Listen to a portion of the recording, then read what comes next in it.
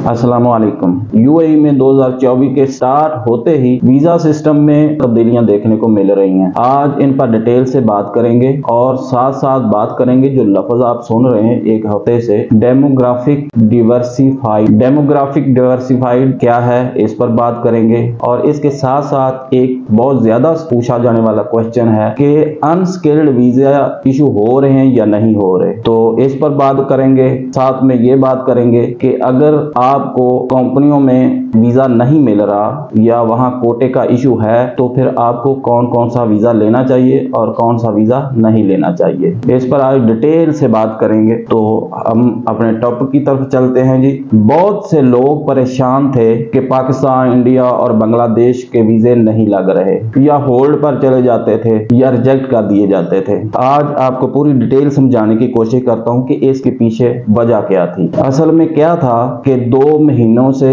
ये इशू चल रहा था कि पाकिस्तान और बांग्लादेश और इंडिया, ये सारे लोग परेशान थे कि वीजा इशू नहीं हो रहा। यूएई ने अपना सिस्टम अपडेट कर दिया है। अब बात करते हैं कि वीजे किस वजह से वीजे नहीं लग रहे थे या होल्ड पे जा रहे थे या किस बेस पे वीजे लग रहे थे। वीजे लग रहे थे, ये श्योर है कि वीजे लग रहे थे, लेकिन कुछ टाइम बिल्कुल ही ऐसा था कि वीजे बंद कर दिए गए थे। और वो सिर्फ पाकिस्तानियों के नहीं थे बल्कि तमाम नेशनैलिटी के साथ सेम सिचुएशन थी। हमारे पाकिस्तानी इसलिए परेशान थे कि शायद सिर्फ पाकिस्तान के वीजे बंद हैं, तो ये मसला तकरीबन सब नेशनैलिटी के साथ आ रहा था। क्योंकि बहुत ज्यादा दोस्त वीडियो बनाते हैं कि वीजा इशू हो गया, वीजा बंद हो गया। मेरी जितनी भी वीडियो होती हैं आपको पता है वो अवेयरनेस पर होती हैं, सऊदीया की हो या दुबई की हो। जितनी भी मैं वीडियो बनाता हूँ उसमें मैं प्रोसेस पे बात करता हूँ या मेडिकल के प्रोसेस पे बात करता हूँ, सऊदीया के वीजा प्रोसेस पे बात करता हूँ, दुबई के वीजा प्रोसेस पे बात करता हूं, ताकि लोगों को ज्यादा से ज्यादा अवेयरनेस आए कि हमें कौन से ट्रैक पे चलना चाहिए और कौन सा ट्रैक हमें छोड़ देना चाहिए, उस पे जाने से नुकसान होगा।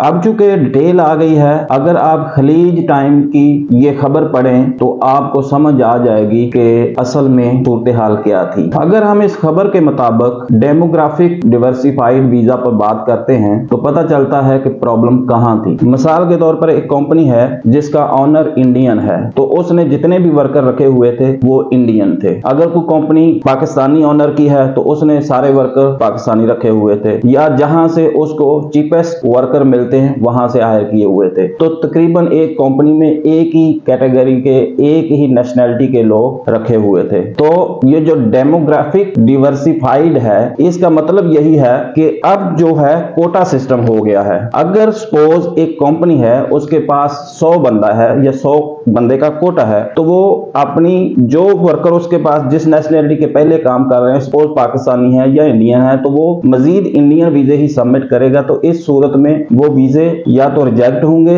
या होल्ड पे जाएंगे। तो अब ये कानून बन गया कि आपके पास अगर 10 का कोटा है तो आप उसमें 20% जो हैं वो अदर नेशनैलिटी से वीजे डालेंगे। अदर नेशनैलिटी के लोग आप अपनी कंपनी में लाएंगे, उसके बाद आप स्पेसिफिक नेशनैलिटी के बंदे हायर कर सकेंगे, उनके वीजे डाल सकेंगे। अगर आपके पास 100 बंदे का कोटा है तो आपको 20 बंदे दूसरी नेशनैलिटी के रखने होंगे और बाकी जो 80 बंदे हैं वो आप स्पेसिफिक कंट्री जहां से आप लाना चाहते हैं वो ला सकते हैं। आप जानते हैं कि यूएई इस वक्त काम के लिहाज से, बिजनेस के लिहाज से एक बड़ी मार्केट है, तो पूरी दुनिया से लोग यूएई में आ रहे हैं काम के लिए। तो यूएई अथॉरिटी वो चाहती है कि उनको भी काम के मौके फराम किए जाएं, यानी जो दूसरी नेशनैलिटी के लोग आते हैं यूएई के अंदर उनको भी मुनासिब काम के मौके फराम किए जाएं, ताकि अगर वो यूएई में आ रहे हैं तो उनको काम भी मिलना चाहिए। ये जो सिलसिला शुरू किया गया उसकी सबसे बड़ी वजह यही है कि तमाम नेशनैलिटीज के लोग मिलकर काम करें, इसीलिए ही कोटा सिस्टम इंट्रोड्यूस करवाया गया, इस पे अमल दरामद शुरू करवा दिया गया। अब ऐसा नहीं होगा कि एक कंपनी को एक ही नेशनैलिटी के लोग मिलकर यूएई के अंदर चलाएंगे। अब तमाम नेशनैलिटी के लोग मिक्स करके, मतलब अगर आप 100 बंदा हायर करना चाह रहे हैं तो उसमें से पहले 20 बंदे जो हैं वो अदर नेशनैलिटी के रखेंगे और उसके बाद जाके आप 80 बंदे अपने ही जहां से आप चाहते हैं, जहां से आपको लगता है कि सस्ते, वो पाकिस्तान से करते हैं। अगर पाकिस्तानी है तो वो पाकिस्तान से करेगा, अगर इंडियन कंपनी का ओनर है तो वो इंडिया से करेगा। इसके बाद बात करते हैं जी, जो लोग यूएई के अंदर हैं और जॉब तलाश कर रहे हैं और उनको जॉब नहीं मिल रही, तो आप सबसे पहले मैंने आपको बता दिया कि अगर कोई भी कंपनी ऐसी, अगर आप उसको सर्च कर रहे हैं, आपको जॉब के लिए वो एग्री हो गई है, लेकिन उसमें एक ही नेशनलिटी के लोग काम कर रहे हैं, तो वहां अप्लाई करने का फायदा नहीं है, आपका टाइम जाया होगा। आप हमेशा ऐसी कंपनी में अप्लाई करें जहां आपको लगता है कि इस कंपनी में दूसरी नेशनलिटी के भी लोग काम कर रहे हैं। अगर आप अप्लाई करते हैं तो आपका सोर्स में एचआर या एडमिन का कोई बंदा है तो वो आपको बेहतर बता सकता है। इसके अलावा मैं आपको दूसरी ऑप्शन बता देता हूं कि अगर आपको लगता है कि कंपनी में जॉब नहीं मिल रही, सबसे पहले तो मैं साथ साथ आपको बताता जाऊं, बहुत लोग इतराज करते हैं कि जी देखो वीजा तो ओपन नहीं हुआ, आप ऐसे ही जो है ना वीडियो बना के चढ़ा देते हैं, तो लोगों में जो है ना वो गलत खबरें बना के आपको क्या मिलता है। हमारा काम है अवेयरनेस देना, ठीक है, कि लोग या तो हम ये कहें कि ठीक है वीजा ओपन हो गया, आओ हमारे पास पैसे दो, हम आपको भेजते हैं, ठीक है, ऐसी बात तो है नहीं। हमने वीजा तो सेल कर नहीं रहे, हम तो आपकी अवेयरनेस के लिए ये वीडियो बना रहे हैं ताकि आपको भी अंदाजा हो कि काम कैसे करना है और कौन सा बेहतर रास्ता है। अब अगर कंपनियों के पास कोटे का प्रॉब्लम है तो आप ये करें कि या आपका डिग्री का इशू है, आप क्या करें, आप फ्री जोन कंपनियों को टारगेट करें। दुबई फ्री जोन जाएं, बहुत ज्यादा कंपनियां फ्री जोन में आती हैं, शारजा फ्री जोन में बहुत ज्यादा कंपनियां हैं, अजमान में फ्री जोन है, रास अल खैमा में फ्री जोन है।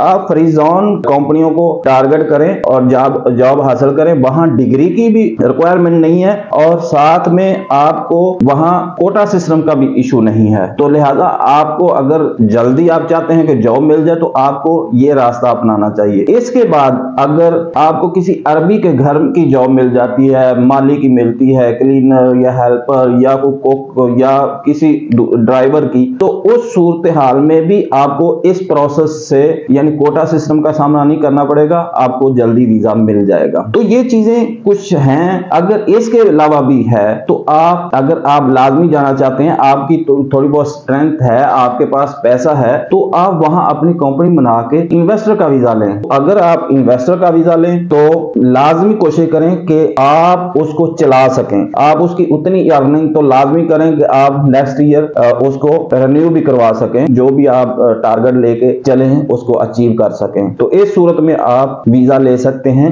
इन्वेस्टर का। तो इतनी ज्यादा ऑप्शंस हैं आपके पास यूएई जाने की। और अब बात करते हैं, सबसे ज्यादा जो सवाल पूछा जाता है वो ये पूछा जाता है कि देखो जी अनस्किल्ड वीजा ओपन नहीं है। तो भाई मैं आपको गारंटी के साथ कह रहा हूं कि unskilled, labour category, shuttering steel, mason, ये सारे वीजे ओपन हैं, लेकिन मसला ये है कि कंपनियों के पास कोटा सिस्टम का इशू है, ठीक है, वो आपको हायर इसलिए नहीं कर पाते कि वीजा रिजेक्ट हो जाएगा। जिन कंपनियों के पास दूसरी नेशनलिटी के वर्कर हैं उनके वीजे इशू हो रहे हैं। अगर किसी बंदे को यकीन नहीं है तो वो मुझे व्हाट्सएप कर ले या कमेंट करे, मैं उनको वीजे दिखा दूंगा। यहाँ स्क्रीन पे वीजे दिखाना अलाउ नहीं होता, मैं ये बात वीजा देखे बगैर नहीं करता। अगर मैंने कोई वीजा देखा है या कोई बंदा कह रहा है inside the country visa issue होना शुरू हो गया है, उसकी प्रोग्रेस होना शुरू हो गई है या उसको कोई मोर लेटर मिल है, तो फिर मैं बात करता हूं। अगर आपको वीडियो पसंद आई है तो दोस्तों के साथ शेयर करें, वीडियो को लाइक करें। मिलते हैं अगली वीडियो में, तब तक के लिए अल्लाह हाफिज।